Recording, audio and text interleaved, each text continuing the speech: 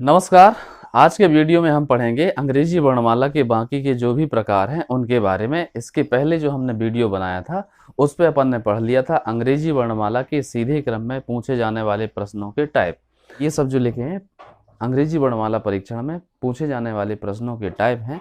जैसे कि पहला है अंग्रेजी वर्णमाला का उल्टा क्रम, शर्त और अक्षर, अक्षर युग्म, शब्दों के अक्षरों का स्थान परिवर्तन, आरोही या अवरोही क्रम। ठीक है ना, इतने प्रकार के क्वेश्चन अपन पढ़ेंगे। तो सबसे पहला इसमें अपन देखते हैं अंग्रेजी वर्णमाला का उल्टा क्रम। तो अंग्रेजी वर्णमाला में जो है इस प्रकार से अक्षरों को अपन उल्टे क्रम में लिख लेते हैं। सीधे क्रम में अपन पढ़ते हैं ए से जेड की ओर। ठीक है ना, सीधा क्रम क्या होता है?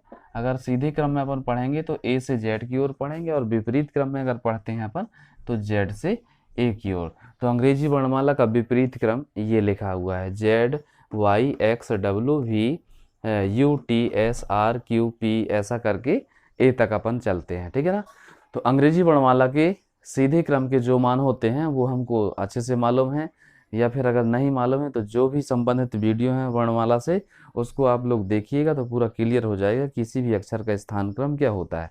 अब बात करते हैं अपन विपरीत क्रम की। तो विपरीत क्रम में क्या होता है कि किसी भी अगर अंग्रेजी वर्णमाला के विपरीत क्रम के मान को ज्ञात करना होता है तो अंग्रेजी वर्णमाला में टोटल होते हैं 26 अक्षर। 26 अक्षर होते हैं। अगर हम जो है इसके विपरीत क्रम को निकालने का प्रयास करते हैं तो 27 से सीधा क्रम जो आता है अक्षर का, उस मान को 27 से घटा दीजिए तो उस अक्षर का जो है विपरीत क्रम हमको मालूम हो जाता है। जैसे कि देखो, अंग्रेजी वर्णमाला के सीधे क्रम में जेड कितने नंबर का अक्षर है? 26 नंबर का अक्षर है। ठीक है ना, अब इसको अगर हम विपरीत क्रम में देखते हैं तो कितने क्रम में स्थित है? वो पहले नंबर पर स्थित है। तो हमने क्या पढ़ा अभी कि 27 से विपरीत 27 से सीधे क्रम को घटा दीजिए तो आ जाएगा विपरीत क्रम का मान, है ना। तो ये जेड का मान जो है 26 होता है सीधे क्रम में, इसको घटाएंगे 27 से तो उल्टे क्रम का मान यानी कि जेड का विपरीत क्रम का मान निकलाएगा। इसी प्रकार से जैसे यहाँ पे देखो, ये टी, टी कितने नंबर पे होता है सीधे क्रम में? 20वें नंबर का अक्षर, टी फॉर 2020, यानी कि अंग्रेजी वर्णमाला के सीधे क्रम में टी 20 नंबर का अक्षर है। अगर इसको हम विपरीत क्रम में निकालेंगे तो 27 में 20 गया तो क्या आ जाएगा? 7 आ जाएगा। अब देखो ये विपरीत क्रम का मान 7 आया है तो गिन के देख लीजिए, 1 2 3 4 5 6 7, अर्थात ये वाली ट्रिक सही है। तो इसके भी माध्यम से अपन किसी भी अक्षर का विपरीत क्रम का मान निकाल सकते हैं। या फिर अगर ऐसा नहीं करना है तो जैसे एजोटी अपन पढ़े हैं, एजोटी अंग्रेजी वर्णमाला की सीधे क्रम में 5 10 15 20 25 नंबर का जो है मान है। ठीक है, तो इसी प्रकार से तो ये जो वक्लग्व है ये अंग्रेजी वर्णमाला के विपरीत क्रम से 5 10 15 20 25 नंबर के अक्षरों का स्थान क्रम के अनुसार व्यवस्थित है। ये 5वें नंबर का अक्षर है विपरीत क्रम में, ये 10वें नंबर का है, ये 15वें नंबर का है, ये 20वें का, और ये 25वें नंबर का अक्षर का है। ठीक है ना, अब इससे संबंधित अपन प्रश्न हल करने का प्रयास करते हैं कि विपरीत क्रम में कैसे क्वेश्चन पूछे जाते हैं। अब इसमें जो प्रश्न पूछा जाएगा वो कैसा होगा?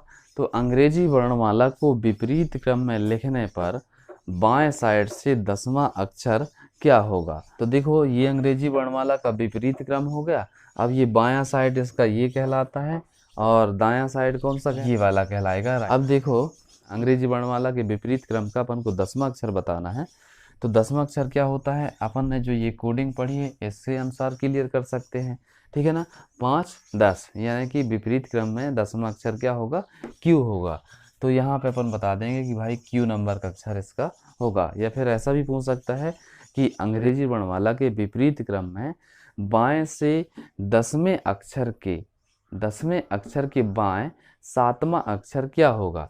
तो देखो ये 10वां अक्षर है यहाँ से, ठीक है ना, कहाँ से? बाएं साइड से। अब इसके हमको बाएं बताना है तो बाएं कौन सा कहलाएगा? ये कहलाएगा। और क्यू के दाएं कौन सा कहलाएगा? ये कहलाएगा। तो हमको बाएं बताना है तो क्यू के बाएं कौन सा अक्षर आएगा? 7वें नंबर का। तो यहाँ से गिन लीजिए, 1 2 3 4 5 6 7, अर्थात ये जो अक्षर है एक्स, ये अंग्रेजी वर्णमाला के विपरीत क्रम में बाएं से 10वें अक्षर के बाएं 7वां अक्षर होगा।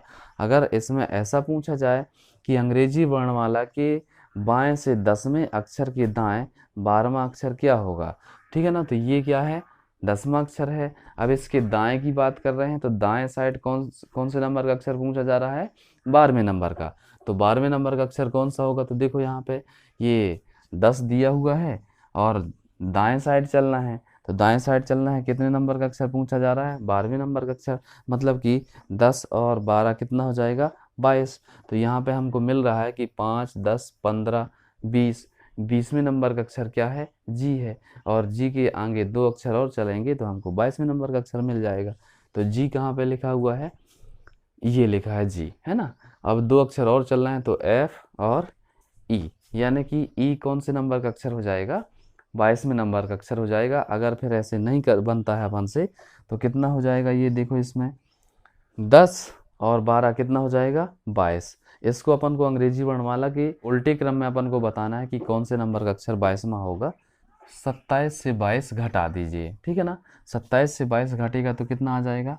5 आ जाएगा, ठीक। 5वें नंबर का अक्षर कौन सा है? इस पर सीधे क्रम से अगर बताएंगे तो 1, 2, 3, 4, 5, मतलब कि यही अक्षर आ रहा है, ठीक है ना। तो दोनों क्रम में जो है सेम अक्षर का आंसर है, सेम आंसर आ रहा है।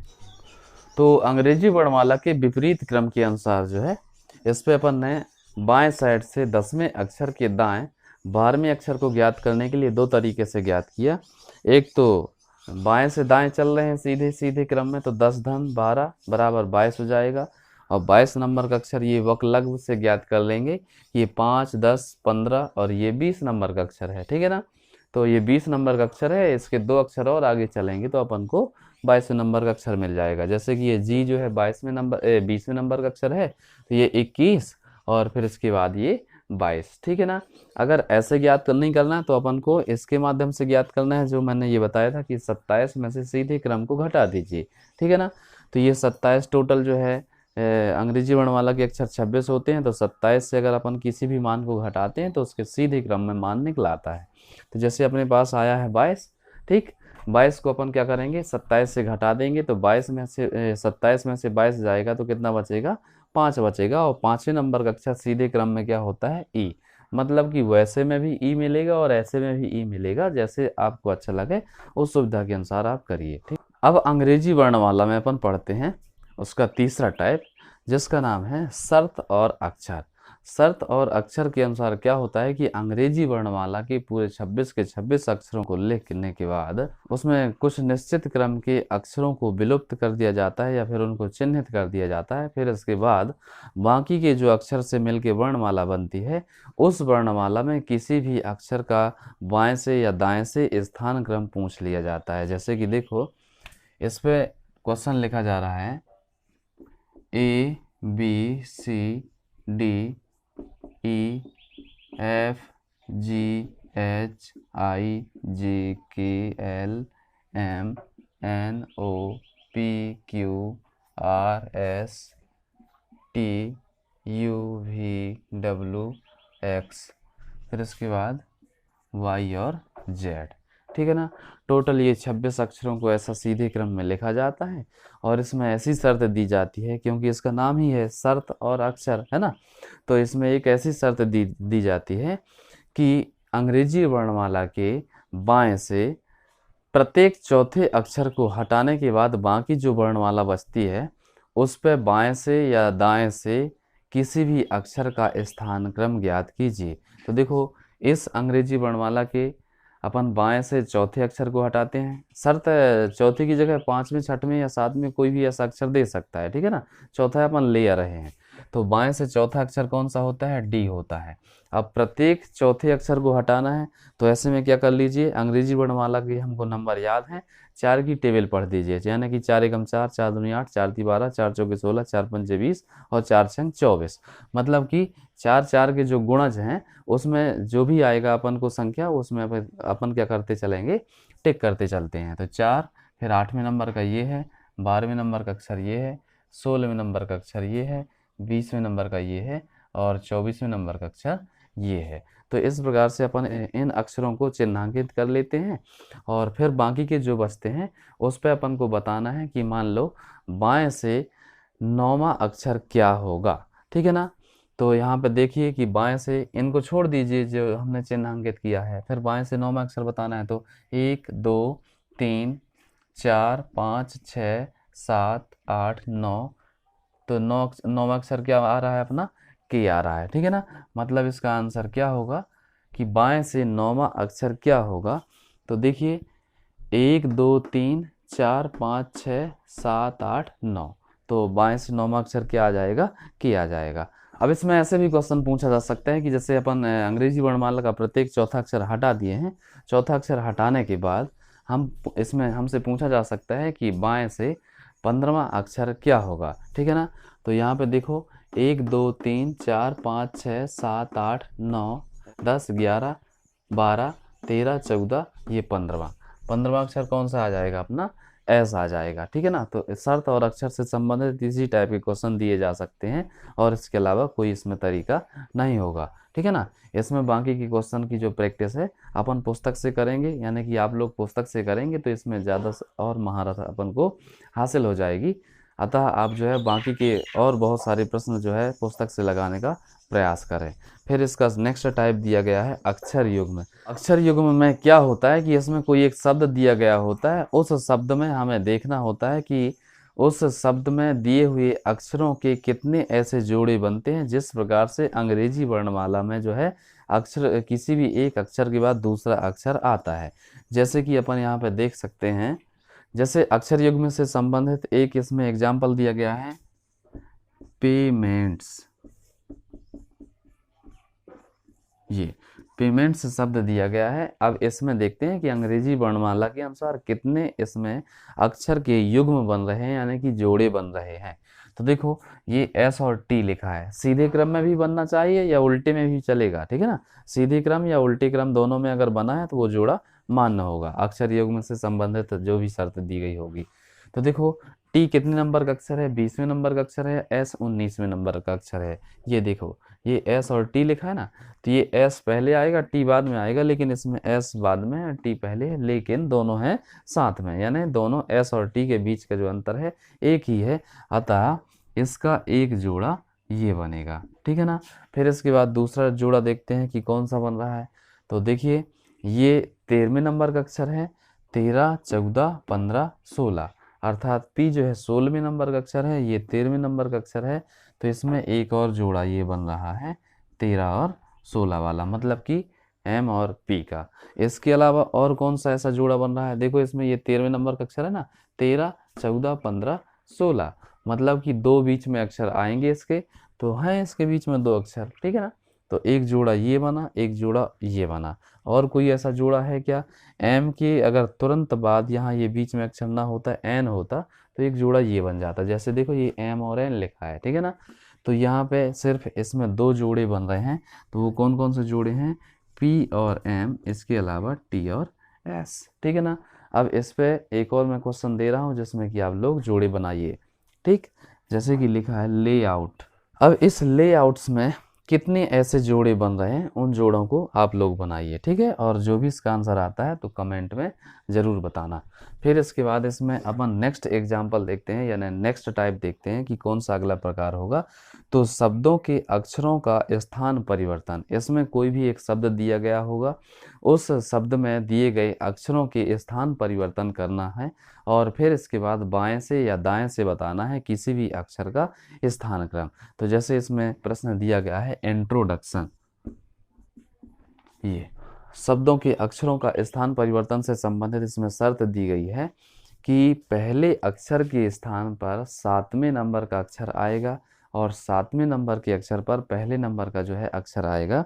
इसके अलावा दूसरे के स्थान पर 8वां और 8वें के स्थान पर दूसरा, ऐसे क्रम आगे चलता चलेगा कि यानी कि तीसरे के क्रम पर 9वां और 9वें के क्रम पर तीसरा, चौथे के क्रम पर 10वां और 10वें के क्रम पर आ जाएगा चौथा।